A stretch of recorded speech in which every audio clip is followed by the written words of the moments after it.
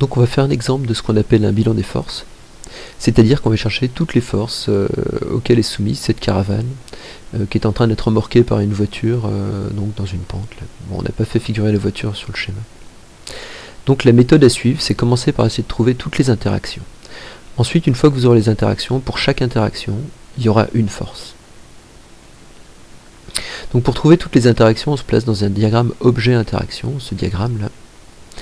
Et donc on va essayer de représenter toutes les interactions auxquelles est soumise la caravane. C'est assez simple.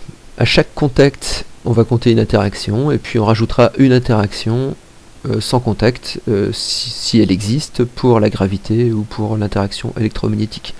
Dans notre cas, il faudra toujours tenir compte de la gravité, c'est pour ça que vous avez remarqué qu'il y avait déjà ici une interaction en pointillé qui correspondra à la gravité. Alors je vous laisse mettre la vidéo en pause et essayer de trouver toutes les interactions auxquelles est soumise la caravane.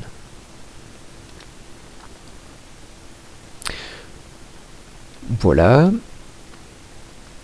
Donc je pense que vous avez trouvé qu'il existait une interaction avec la Terre, j'ai oublié les pointillés sur cette diapo, une interaction avec la voiture, puisqu'il y a un contact avec la voiture, une interaction avec le sol, puisqu'il y a un contact avec le sol, et puis on peut aussi penser qu'il y a une interaction avec l'air, puisque la caravane offre une grande surface de contact.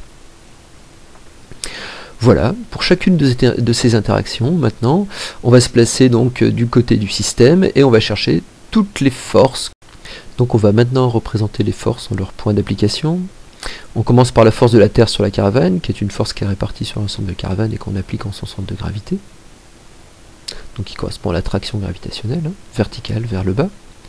Ensuite on va faire la force du sol sur la caravane, qui est appliquée au niveau de la roue. Donc cette force est perpendiculaire au sol s'il n'y a pas de frottement, et légèrement vers l'arrière s'il y a un petit peu de frottement. Bon, on va supposer qu'il y a un petit peu de frottement du sol qui retient un petit peu la caravane dans son mouvement.